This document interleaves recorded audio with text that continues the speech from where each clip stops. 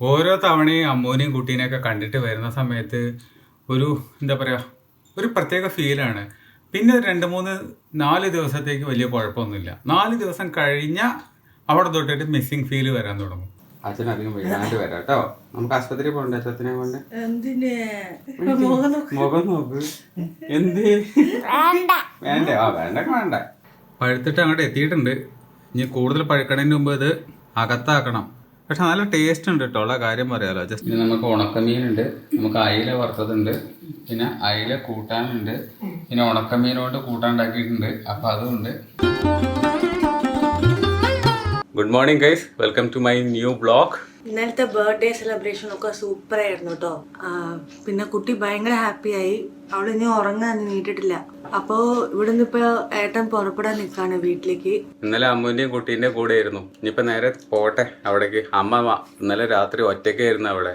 പേടിച്ച് വിറച്ചിട്ട് എന്തായോ ആവോ, പോയി നോക്കട്ടെ. ഇന്നലെ ഒരുപാട് ലേറ്റായി അതൊക്കെ കഴിഞ്ഞ് വീട്ടിലെത്താൻ തന്നെ. അപ്പൊ ഇവിടുന്ന് 1 മണിക്കൂർ എത്ര ഉണ്ട് ദൂരം വീട്ടിലേക്ക്. അപ്പൊ ലേറ്റ് ആവാണ്ട് വെച്ചിട്ട് പിന്നെ അവരിനെ പറഞ്ഞു, അമ്മയുടെ തന്നെ പറഞ്ഞു അവിടെ തന്നെ കിടന്നോളാം.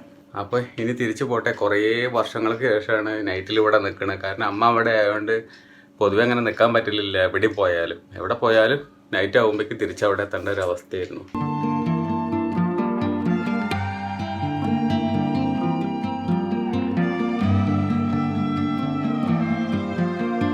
Good morning guys, welcome to my new vlog. പറയില്ല അത്ര ആൾക്കൊരു സൂചി ഒക്കെ ഉണ്ട്. അതെന്താക്കിയാ പോവാ? ഒരു ഇഞ്ചക്ഷൻ പെൻഡിങ് ഉണ്ട്, വാക്സിനല്ലേ. അടുത്ത ആഴ്ച നെക്സ്റ്റ് വീക്ക് വന്ന് കൊണ്ടുപോകുന്ന ഒരു ദിവസം പറയാം. അത് എപ്പോഴും എപ്പോ വേണമെങ്കിൽ പോവാ കൊണ്ടുപോവാം. എപ്പോ എവിടെ വെച്ചാൽ പറയുന്നുണ്ട്. ഈ എപ്പോഴേലും വൈകുന്നേരം അല്ലേ അതിന്റെ സമയം? അപ്പോയിന്റ്മെന്റ് വാങ്ങിക്കാം, അതൊക്കെ ഞാൻ വാങ്ങിച്ചു വെക്കാം. വൈകുന്നേരം നൈറ്റിലല്ലേ നമ്മൾ പോയിട്ട് ചെയ്യാറ്. അപ്പോൾ അച്ഛനധികം വീഴാണ്ട് വരാം കേട്ടോ. നമുക്ക് ആശുപത്രി പോകണ്ടേ അച്ഛനെ കൊണ്ട്? മുഖം നോക്ക്. എന്ത് വേണ്ടേ? വേണ്ടൊക്കെ വേണ്ട. ഒരു ഷേക്കിന്റെ എണ്ണ, ഒരു ഷേക്കിന്റെ എണ്ണ. ഓക്കെ, അതൊക്കെ ഉണ്ട്. ആദ്യം ഭക്ഷണത്തിന് കഴിക്കുക, എന്നിട്ട് ഇട്ടാ കഴിക്കണ്ടേ? എത്തിയോ? അവന്റെ മുഖം കാണാനല്ലേ അപ്പൊ അങ്ങോട്ടാക്കിയ പിന്നെ എങ്ങനെ കാണുന്ന ആൾക്കാര് പറയാം.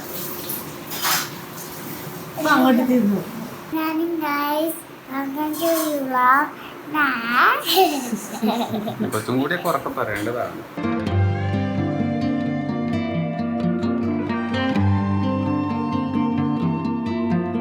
വാവക്കുട്ടിക്ക് ഇറങ്ങാൻ നേരത്ത് ഭയങ്കര സങ്കടം. പക്ഷെ നമുക്ക് പോകാണ്ടിരിക്കാൻ പറ്റൂലല്ലോ. അമ്മ അവിടെ ഒറ്റയ്ക്കല്ലേ ഉള്ളൂ. ഇന്നലെ തന്നെ ചെയ്തു കൊടുക്കേണ്ട വർക്ക് ഇനിയിപ്പോൾ ഇന്നെങ്കിലും ചെയ്തിട്ട് അയച്ചു കൊടുക്കണം, ഇല്ലെങ്കിൽ ശരിയാവില്ല. വർക്കിനൊക്കെ അതിൻ്റെതായിട്ടുള്ള ഒരു ടൈം ലിമിറ്റ് ഉണ്ടല്ലോ, അതിനകത്ത് ചെയ്ത് അയക്കണമല്ലോ. അപ്പോൾ ഒന്ന് പോട്ടെ എന്തായാലും. വാവക്കുട്ടിക്ക് ഫീലിംഗ് ആണ് ഇപ്പോൾ, കരയണൊക്കെ പോലെയുണ്ട് ഇപ്പോൾ. പോണ്ട അച്ഛൻ പോണ്ട എന്ന് പറഞ്ഞിട്ട്.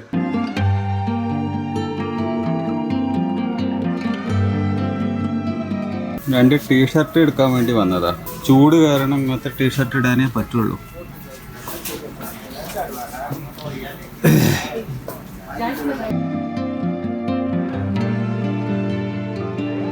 അങ്ങനെ 11:10 ആയപ്പോഴേക്ക് തിരിച്ച് വീട്ടിലേക്ക് തന്നെ എത്തി. ഇതാ അമ്മ മാത്രമേ ഉള്ളൂ ഇവിടെ. പാവ ഒറ്റയ്ക്ക്. ഇന്നലെ എങ്ങനെ ഉണ്ടായിരുന്നു? പേടി ഉണ്ടായിരുന്നാ? പേടിച്ച് വരച്ചാ ഒറ്റയ്ക്ക് കിടന്നിട്ട്? അയലക്കത്ത് ആരും ഉണ്ടാകുന്നില്ല. ആരും ഉണ്ടാകുന്നില്ല. 100 മീറ്റർ ചുറ്റളവിൽ വീട്ടിൽ ആരും ഉണ്ടാവില്ല. വീടടുത്ത് വീട് തന്നെ ഉണ്ടാവില്ല. അതന്നെ.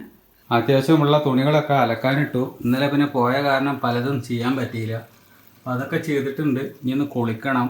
നേരെ വർക്കിലേക്ക് തിരിയണം.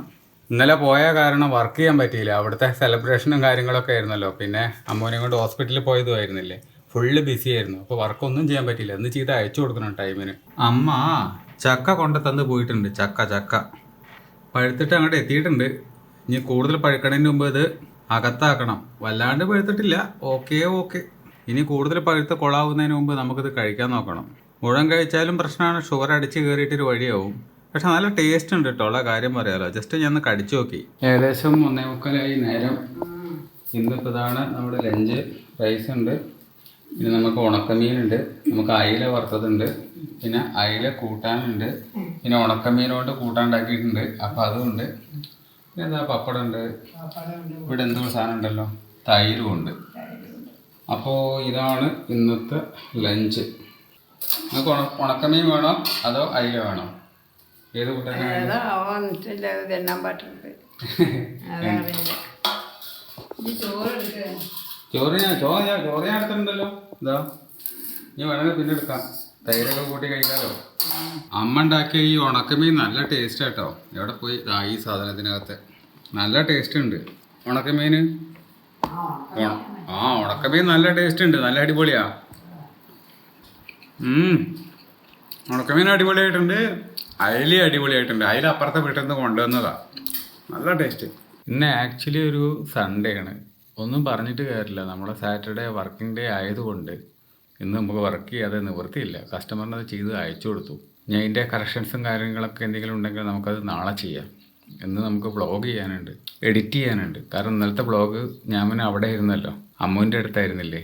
സോ ആ വ്ളോഗ് എഡിറ്റ് ചെയ്യാണ്ട്, അതിൻ്റെ തലേ ദിവസത്തെ കണ്ടൻറ്റുകൾ എഡിറ്റ് ചെയ്യാണ്ട് കുറേ കാര്യങ്ങൾ എഡിറ്റിങ് പെൻഡിങ് എടുക്കുക.